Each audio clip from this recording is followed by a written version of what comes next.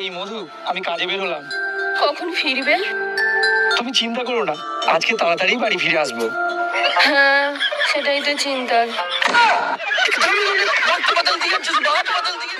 যাদের চেহারায় মিল আছে তারা ভাই বোন, আর যাদের মনের মিল আছে তারা বন্ধু, আর যাদের কোনোটারই মিল নেই তারা স্বামী স্ত্রী। আমি এক্ষুনি আধ ঘন্টার মধ্যে আসছি, আমাকে আধা ঘন্টা সময় দাও, আমি আধ ঘন্টার মধ্যে আসছি, ঠিক আছে? আরে কি গো, এত তাড়াহুড়ো করে কোথায় যাচ্ছো? আরে মুখার্জিদার ছেলে হসপিটালে ভর্তি, না কথা বলতে পারছে না হাঁটতে পারছে, ওকেই আমি দেখতে যাচ্ছি। ওমা, কি হয়েছে মুখার্জিদার ছেলের? কথাও বলতে পারছে না, হাঁটতেও পারছে না, কেন গো?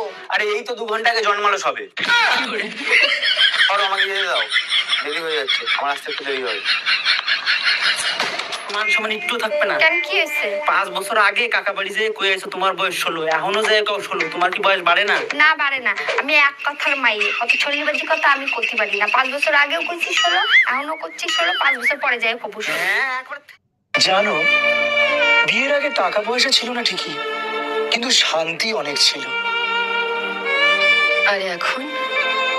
আর এখন এখন দুটোই নেই। ভাবি শোনো না, হ্যাঁ বলো, শুনতেছি। তোমাকে এখন আমি একটা কিস করব। দেখো, তুমি যদি আমাকে কিস করো আমি কিন্তু চিল্লানি দেবো। চিনলে কি হবে, আশেপাশে তো কেউ নাই। আরে গাধা, তুই তোর কাজ কর, আমি কি ফর্মালিটিও দেখাবো না? বাপের রাজকুমারী, লেখাপড়া তো শেষ করলি, এবার বিয়ে করে ফেল। ছোটবেলার থেকে বাবা মার ঝগড়া দেখতে দেখতে আমার বিয়ের উপর থেকে মন উঠে গেছে। ও আচ্ছা, তা ভবিষ্যতে কি করবি, কোনো সিদ্ধান্ত নিছিস? চাকরি করব, আমি নিজেও বিয়ে করবো না, আমার ছেলে মেয়েদেরও বিয়ে করতে দিব না।